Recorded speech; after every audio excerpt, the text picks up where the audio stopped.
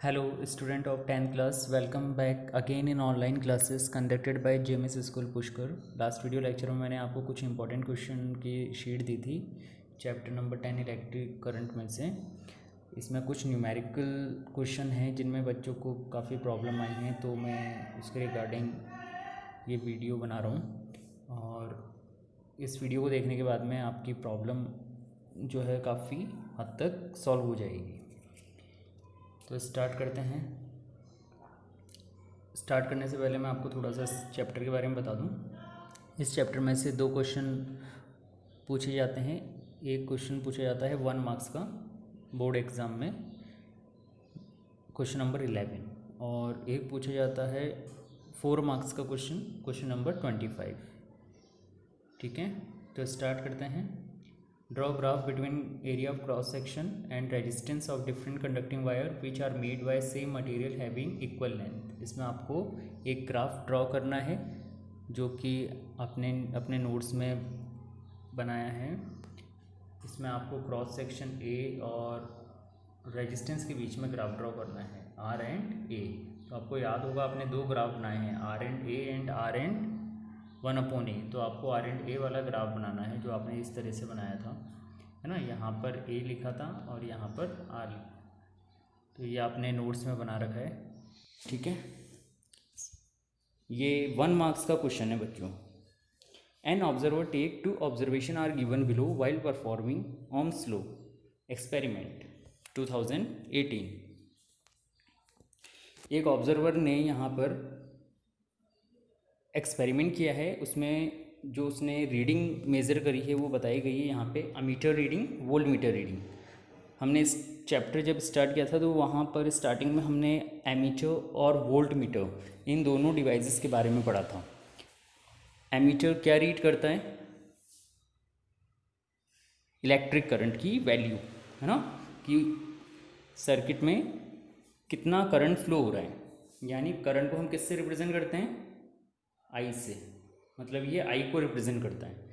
और volt meter reading क्या बताती है? वोल्ट मीटर क्या मेज़र करता है?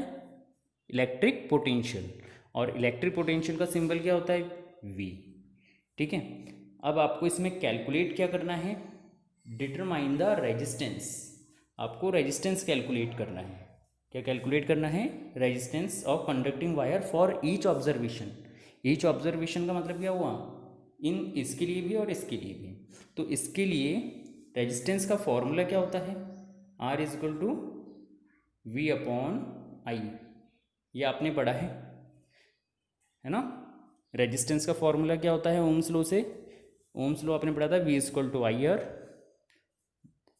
तो R की वैल्यू यहाँ से क्या आ जाएगी? R is equal to V upon I. इस फॉर्मूले में आपको ये वैल्यू पुट करनी है। जैसे फर्स्ट हम ये वैल्यू लेके चलते हैं फर्स्ट ऑब्जर्वेशन के लिए। आई की वैल्यू यहाँ पर 0.5 है और वी की वैल्यू 2 है, तो इसकी हो जाएगी 2 अपॉन 0.5। आप इसे सॉल्व कीजिएगा और मुझे बताइएगा कि इसका आपको क्या आंसर मिलता है। नीचे पॉइंट हटाएंगे आप तो ऊपर 100 आ जाएगा और 50 से 2 टाइम भी कैंसिल हो जाएगा, तो 4 ओम इसका आंसर आएगा। तो फर्स्ट वाले का जो आंसर है वो क्या आना चाहिए? 4 ओम। ठीक है, इस तरह से दूसरे वाले का भी आंसर क्या आता है ये आप सेल्फ कीजिएगा और मुझे सॉल्यूशन सेंड कीजिएगा। बी पार्ट देखते हैं इसका। Nichrome resistance coil of 25 ohm is connected with 12 volt accumulator cell and current flows through it for 15 minute. Determine heat produced in the coil. इसमें आपको हीट कैलकुलेट करनी है। तो हीट का फॉर्मूला आपने पढ़ा था, H equal to I square R T.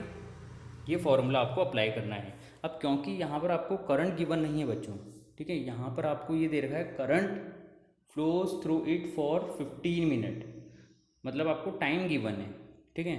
और ये जो टाइम है 15 मिनट, इसको आपको सेकंड में करने के लिए 60 से मल्टीप्लाई करना पड़ेगा, ठीक है। तो यहाँ पे टाइम तो आपको गिवन है, करंट गिवन नहीं है, तो करंट आप कैसे निकालोगे? इलेक्ट्रिक करंट निकालने के लिए आपको ओम्स लॉ का यूज़ करना पड़ेगा। ठीक है। V इज इक्वल टू क्या होता है, आई आर होता है, आपको पता है बाय ओम्स लॉ क्या होता है, V is equal to I R. तो यहाँ से I की वैल्यू हो जाएगी V अपॉन आर, क्या हो जाएगी, I की वैल्यू V अपॉन आर, और V की वैल्यू आपको पता है यहाँ पर कितनी गिवन है, V की वैल्यू यहाँ पर आपको गिवन है 12 वोल्ट। ठीक है, यहाँ पर आपको 12 वोल्ट गिवन है और R की वैल्यू 25 है। ठीक है, V की वैल्यू कितनी है 12 वोल्ट और R की वैल्यू है 25। तो I is equal to V upon R. आप I की वैल्यू कैलकुलेट कर सकते हैं और इसमें फॉर्मूले में वैल्यू पुट करेंगे तो आंसर आ जाएगा। Draw graph between potential difference and electric current according to Ohm's law. Ohm's law के अकॉर्डिंग आपको इसमें ग्राफ ड्रॉ करना है। तो आपने ओम्स लॉ पढ़ा है अच्छे से, ओम्स लॉ में आपने ग्राफ पढ़ा था V एंड I के बीच में ना, कैसा ग्राफ आता है, स्ट्रेट लाइन, इस तरह का ग्राफ आपने पढ़ा था। तो ये ग्राफ आपको इसमें ड्रॉ करना है। 1 मार्क्स का क्वेश्चन है। Explain the construction and working of alternating current generator. ये आपको एज इट इज़ नोट्स में से लर्न करना है। ठीक है, आ गया समझ में। Represent the magnetic field lines of bar magnet, ये भी आपको नोट्स में मिल जाएगा इजीली, ये भी आप कर लेंगे। मैग्नेटिक फील्ड ड्रॉ करनी है bar magnet. An electric bulb is connected to a source of 220 volt and the current flowing through the circuit is 0.5 ampere. What will be the resistance and power of the bulb? यहाँ पर आपको क्या क्या given है बच्चों, 220 volt मतलब V given है 0.5 ampere, I given है, तो आपको रेजिस्टेंस R कैलकुलेट करना है। R is equal to V upon I होता है, तो यहाँ से आप रेजिस्टेंस कैलकुलेट कर सकते हो। और पावर का फॉर्मूला क्या होता है, P is equal to V into I. ठीक है, तो इन दोनों फॉर्मूलों का यूज़ करके आप रेजिस्टेंस और पावर कैलकुलेट कर सकते हो।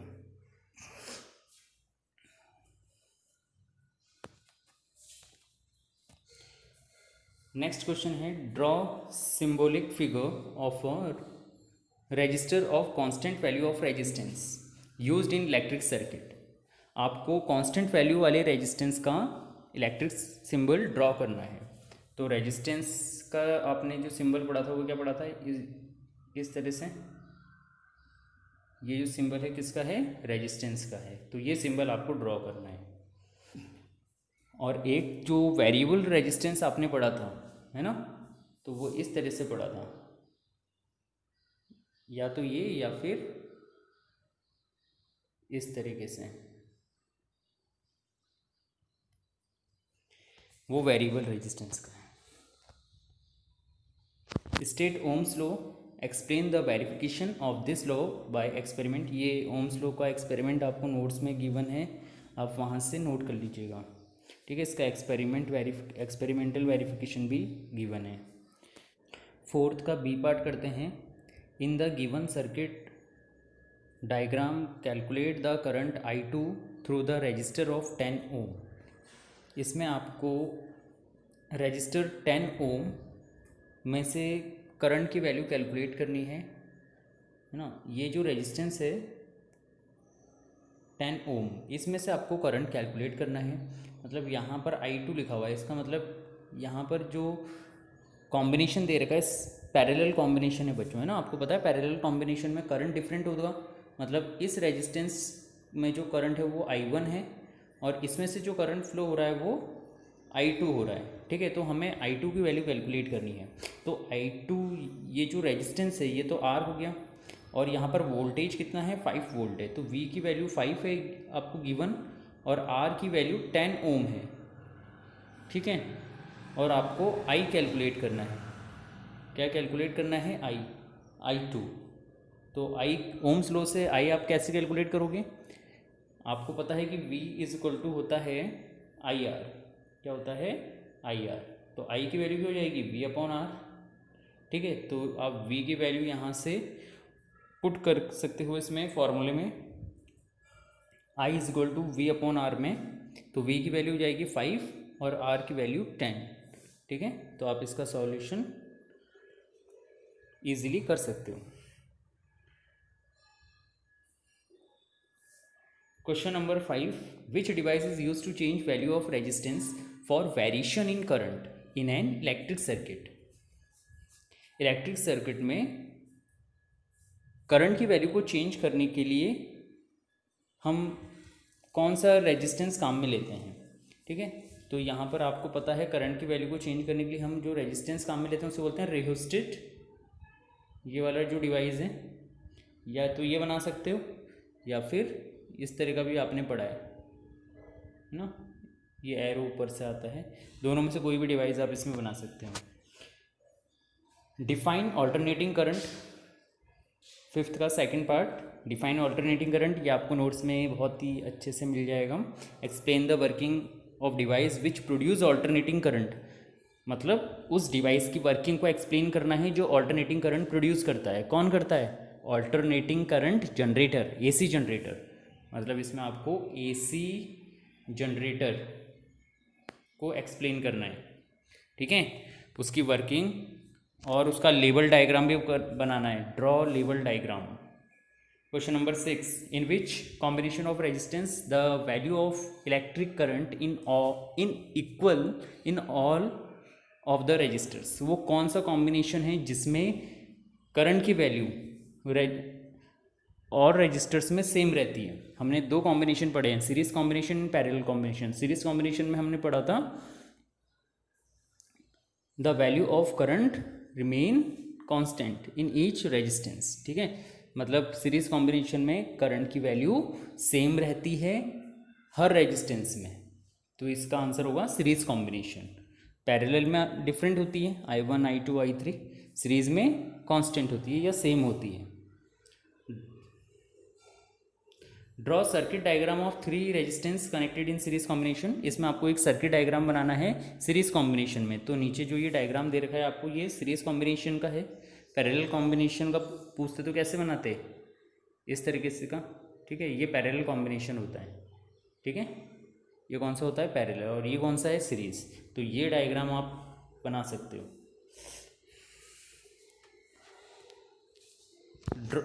Drive the formula of equivalent resistance of this combination. Series combination के लिए आपको फॉर्मूला ड्राइव करना है। सीरीज कॉम्बिनेशन में इक्विवेलेंट रेजिस्टेंस कैलकुलेट करने का फॉर्मूला क्या होता है? R = R1 + R2 + R3। ये फॉर्मूला आपने ड्राइव करना सीख लिया है, आपको नोट्स में करा दिया गया है, तो आप ये कर सकते हो बहुत ही आसानी से। Right equivalent resistance of given circuit. यहाँ पे आपको गिवन सर्किट 1 2 3 गिवन है, वो ये 1 2 3 नहीं है बच्चों, ये 1 ओम है, ये 2 ओम है, ये 3 ओम है। ठीक है, ये R1 है, ये R2 है, ये R3 है। तो R क्या होगा? 1 + R1 + R2 + R3।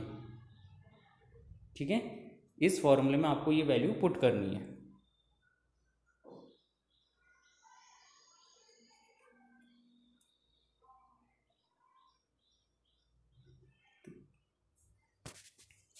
तो आप ये कर लेंगे आसानी से। In which combination of resistances the value of electric potential difference produced is equal in all resistor. इसमें आपको बताना है वो कौन सा कॉम्बिनेशन ऑफ रेजिस्टेंस है, कौन सा कॉम्बिनेशन जिसमें पोटेंशियल डिफरेंस सेम होता है या इक्वल होता है। किस में होता है पोटेंशियल डिफरेंस इक्वल? सीरीज में या पैरेलल में? पैरेलल कॉम्बिनेशन में। ठीक है, सीरीज में क्या, सीरीज में तो डिफरेंट होता है। सीरीज में क्या सेम होता है? करंट सेम होता है। ठीक है, और पोटेंशियल डिफरेंस जो होता है वो डिफरेंट होता है, V1 V2 V3। Parallel combination में पोटेंशियल डिफरेंस इक्वल होता है, V। ठीक है, करंट की वैल्यू डिफरेंट होती है, I1 I2 I3। तो इसका जो आंसर है वो आएगा parallel combination. What is the magnetic field, ये आप कर लोगे। मैग्नेटिक फील्ड की डेफिनेशन लिखनी है। Draw the diagram of lines of magnetic field around a bar magnet. ये डायग्राम आपको नोट्स में मिल जाएगा। Right any 2 characteristics of these lines. Magnetic field lines की प्रॉपर्टीज़ लिखनी है, ये आपको नोट्स में मिल जाएंगी बहुत ही अच्छे से। Write the name of 2 devices where electric current carrying conductor and associated magnetic field are used. इसमें आपको दो डिवाइस के नाम लिखने हैं जिनमें magnetic effect of electric current काम में लिया जाता है। कौन सा है, कौन से ऐसे डिवाइस हैं, आपने 8th क्लास में पढ़े थे, इलेक्ट्रिक क्रेन, इलेक्ट्रिक बेल, है ना, मैग्नेटिक कंपास। ये ऐसे डिवाइस हैं जिनमें मैग्नेटिक फील्ड के साथ साथ इलेक्ट्रिक करंट भी यूज में लिया जाता है। What is the characteristics property which opposes the flow of charge in a conductor? किसी कंडक्टर में चार्ज के फ्लो को रोकने की टेंडेंसी को क्या बोलते हैं, उस प्रॉपर्टी को क्या बोलते हैं, ये स्टार्टिंग में हमने पढ़ा था। ठीक है, ये आंसर आपको बताना है, क्या बोलते हैं उसको, क्या होगी वो property, the restriction of flow of electrons.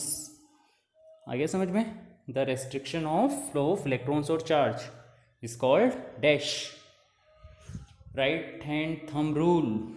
इसमें आपको राइट हैंड थंब रूल लिखना है, कर लोगे आप बहुत ही आसानी से। Explain the electromagnetic induction with the help of Faraday experiment. इसमें आपको इलेक्ट्रोमैग्नेटिक इंडक्शन को डिफाइन करना है और उसके एक्सपेरिमेंट को एक्सप्लेन करना है, ये भी आप कर लोगे।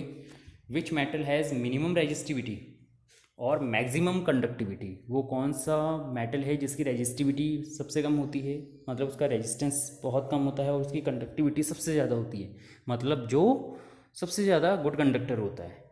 तो कौन सा ऐसा एलिमेंट है या मेटल है जो सबसे ज़्यादा गुड कंडक्टर होता है? Which metal is the best conductor of electricity? Obtain the formula of equivalent resistance for parallel combination. Parallel combination के लिए आपको इक्विवेलेंट रेजिस्टेंस कैलकुलेट करना है। 1/r is equal to 1/r1 plus 1/r2 plus 1/r3। ये भी notes में आपको easily मिल जाएगा। उसका डेरिवेशन इसमें आपको with the help of diagram करना है। ठीक है, ड्राइंग प्रॉपर सर्किट डायग्राम दे रखा है आगे। 3 resistance 1, 2, 3 are connected in parallel combination in a circuit of, if the combination is connected with a battery of 6 volt, then find equivalent resistance and total current in the circuit। Parallel combination में 1, 2 और 3 ये तीनों attach हैं। ठीक है, तो इसमें आपको क्या कैलकुलेट करना है, इक्विवेलेंट रेजिस्टेंस, मतलब आपको ये वाला फॉर्मूला अप्लाई करना है बच्चों, 1/r1 plus 1/r2 plus 1/r3। तो इसमें R1 की वैल्यू 1 ओम हो जाएगी, R2 की वैल्यू 2 हो जाएगी और R3 की वैल्यू 3 हो जाएगी। ये वैल्यू आपको पुट करनी है और इसका सॉल्यूशन निकालना है। ठीक है, और लास्ट में आपको क्या करना है, इसका रेसिप्रोकल करना है। रेसिप्रोकल करने का मतलब जो आंसर आएगा ना, इसको वो ये 1/r की फॉर्म में आएगा। तो जब आप इसको R करोगे तो वो उसका भी रेसिप्रोकल हो जाएगा जो आपने आंसर निकाला है। सपोज करो आपका आंसर आता है 1/5। ठीक है ना, सपोज करो आपका जैसे 1/r या 1/r जो आपने सॉल्व किया ये आता है 1/5, तो r की वैल्यू क्या आ जाएगी 5। ठीक है, तो इसका रेसिप्रोकल करना पड़ेगा आपको। और इलेक्ट्रिक करंट भी आपको इसमें कैलकुलेट करना है, टोटल करंट I। तो I इज इक्वल टू होता है V/R। तो यहाँ पे V तो आपको गिवन है 6 वोल्ट। ठीक है, V की वैल्यू कितनी है 6 वोल्ट, और R जो आप इक्विवेलेंट रेजिस्टेंस कैलकुलेट करोगे पैरेलल कॉम्बिनेशन का फॉर्मूला लगा के, जो आप R की वैल्यू कैलकुलेट करोगे वो आप यहाँ पे पुट कर देना, तो आपको I की वैल्यू मिल जाएगी। ठीक है, what is the commercial unit of electric energy? Electrical energy की कमर्शियल यूनिट क्या होती है, ये आपको नोट्स में मिल जाएगी आसानी से। कमर्शियल यूनिट होती है kWh। क्या होती है, kWh। By what other name is it known in common conservation? आम बोलचाल की भाषा में हम उसे क्या बोलते हैं, यूनिट। हाँ, मैंने आपको बताया था 1 kWh is equal to 1 unit. ये नोट कर लीजिएगा आप, है ना। 1 kWh जो होता है वो किसके ही बराबर होता है, 1 यूनिट के। तो यूनिट जो है इसका आंसर है, इसका जो कॉमन नेम है वो क्या है, कमर्शियल यूनिट। kWh को यूनिट कहा जाता है। Define electric current and electric potential difference, ये आप कर लोगे। उनकी SI यूनिट्स भी आप लिख लोगे। इन an electric circuit charge 2 coulomb flows in 0.5 second. Find the value of electric current. इसमें आपको I कैलकुलेट करना है बच्चों। आपको गिवन है Q, ये तो Q है, और ये टी है, तो आई इज इक्वल टू होता है क्यू अपॉन टी, ठीक है, 2/0.5। इसको सॉल्व कर लीजिएगा, करंट की वैल्यू आएगी और लास्ट में यूनिट जो भी आपकी वैल्यू आएगी उसके आगे एम्पियर जरूर लिख देना। चाहे ये तो 5 तो मैंने ऐसे ही शो कर दिया है, आपकी जो भी वैल्यू आती है आप उसके आगे ए ज़रूर लगाना। ए क्या है? SI यूनिट है।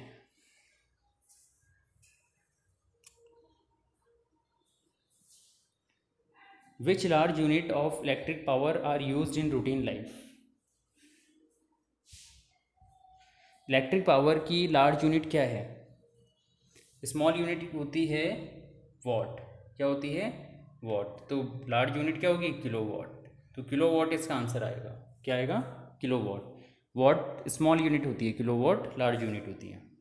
What is the thermal effect of electric current? ये आप कर लेंगे। Joule's heating law of heating, ये भी आप कर लेंगे। इसमें आपको Joule's law of heating notes में मिल जाएगा, ठीक है।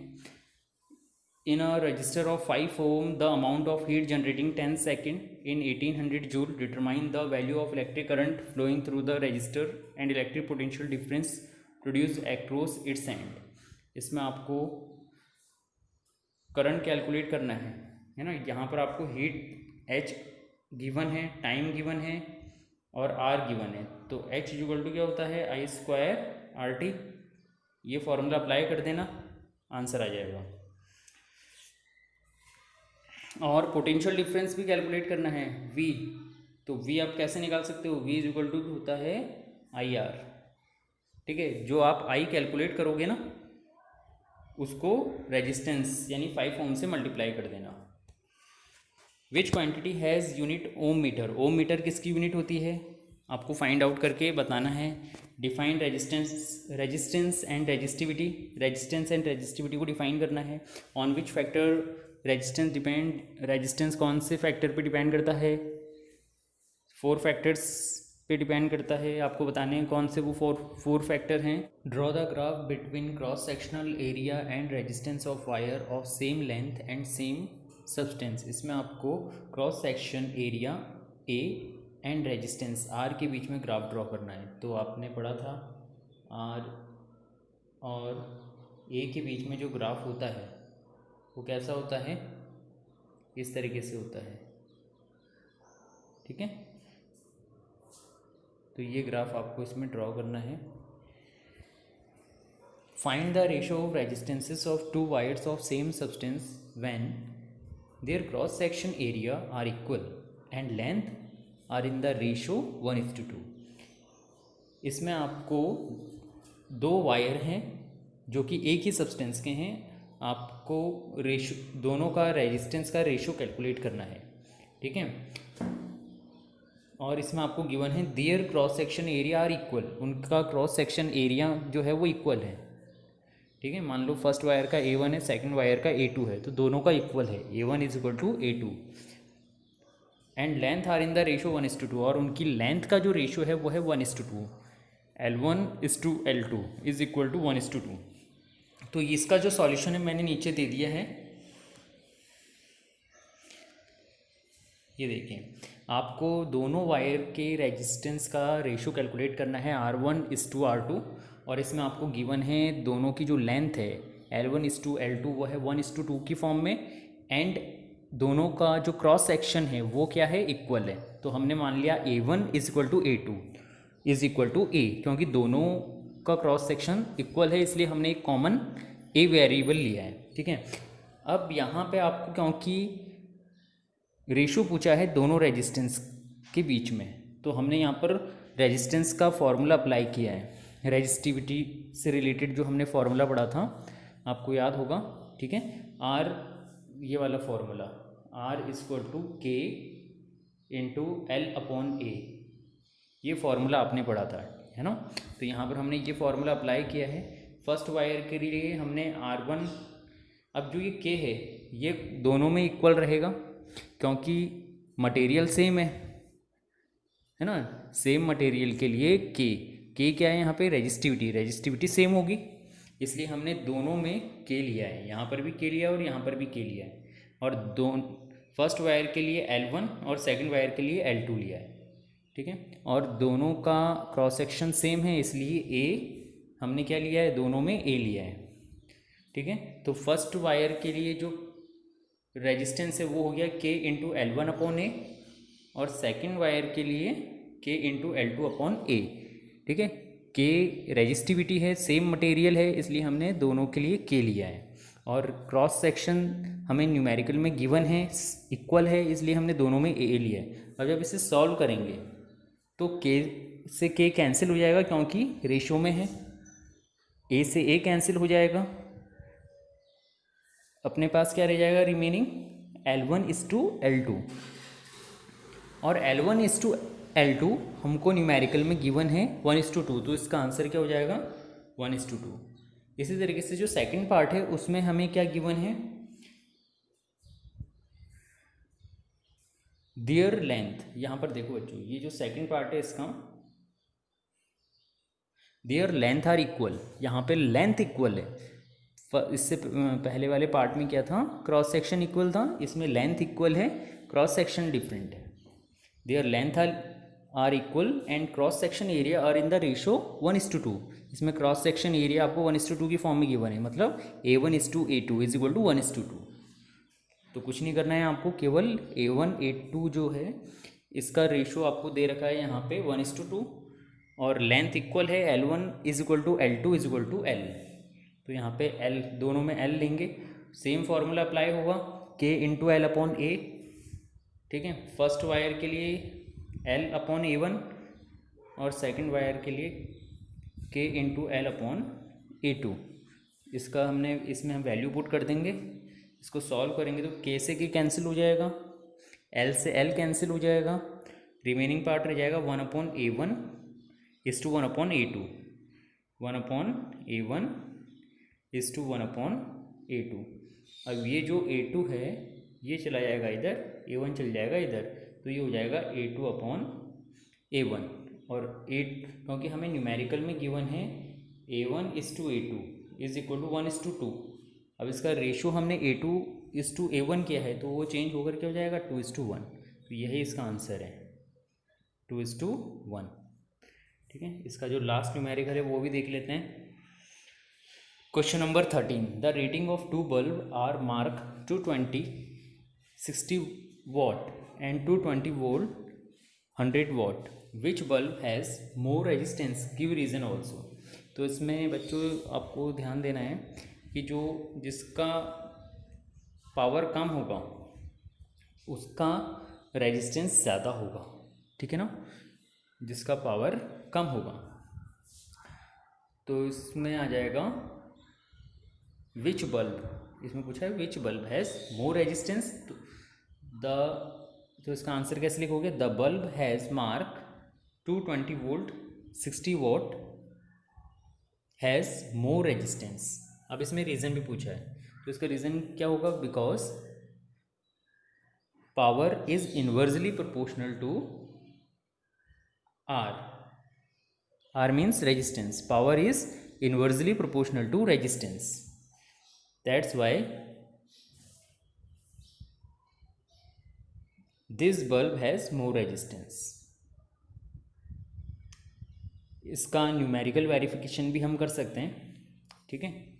आप यहाँ पे कैसे करोगे न्यूमेरिकल वेरिफिकेशन, आप कैलकुलेट कर सकते हो, ठीक है। जैसे इसको P मान लो, सॉरी इसको V मान लो, ये तो V है और ये P है, तो आप यहाँ पे R कैलकुलेट कर सकते हो, ठीक है। R कैलकुलेट करने के लिए आपको क्या चाहिए, I चाहिए, तो P इज इक्वल टू होता है V इंटू I, ठीक है।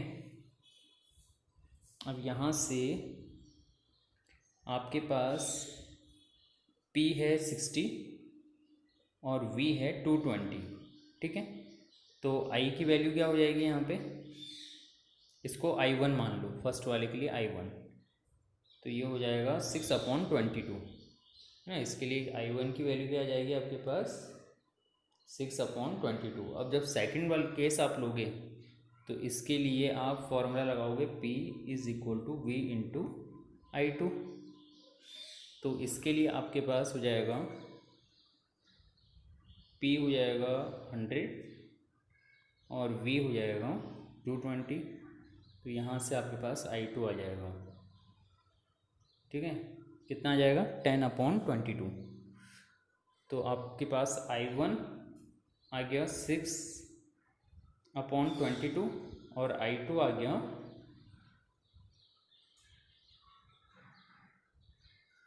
10/22। ठीक है, तो अब आप क्या निकाल सकते हो यहाँ से, रेजिस्टेंस निकाल सकते हो। इसके लिए रेजिस्टेंस क्या होगा, R=V/I1। तो यहाँ से V की वैल्यू है 220, I1 की वैल्यू है 6/22। इसी तरीके से आप 10/22 यहाँ पर रख सकते हो, मतलब इसके लिए सेकंड बल्ब के लिए। तो आप यहाँ से दोनों में रेजिस्टेंस में, दोनों बल्ब के लिए रेजिस्टेंस कैलकुलेट कर सकते हो। ठीक है, I की वैल्यू कैलकुलेट करके देखिएगा, अगर नहीं आता समझ में तो आप पूछिएगा। Define magnetic flux, explain electromagnetic induction, ये आप कर लोगे, नोट्स में आपको इजीली मिल जाएगा। Define electric power and electric energy, ये भी आप कर लोगे। When an bulb connected with a source of 220 volt यानी V, current passing through it's 0.5 ampere, यहाँ पर 0.5 होगा। ठीक है, 0.5 ampere. What is the power of bulb, तो यहाँ पे आपको बल्ब पावर कैलकुलेट करनी है बच्चों। पावर का फॉर्मूला होता है V/I। V की वैल्यू हो गई 220 और I की वैल्यू हो गई 0.5। इसको सॉल्व कर लेंगे तो आपके पास पावर आ जाएगी। तो ये न्यूमेरिकल सेक्शन आपका कंप्लीट हो गया है, और इसके साथ ही ये प्रॉब्लम्स जो थी आपकी सॉल्व हो जाएंगी। और इसके बाद बायो का सेक्शन स्टार्ट होगा। महिमा मैम जो हैं परसों से आपके ग्रुप में वीडियो शेयर करेंगी अपने, तो आप कंटिन्यू बायो पर फोकस करना। ठीक है, और अगर आपको हमने जितना पढ़ लिया है उसमें कुछ प्रॉब्लम आती है तो आप क्वेरीज कर सकते हैं continue. Okay, bye, take care.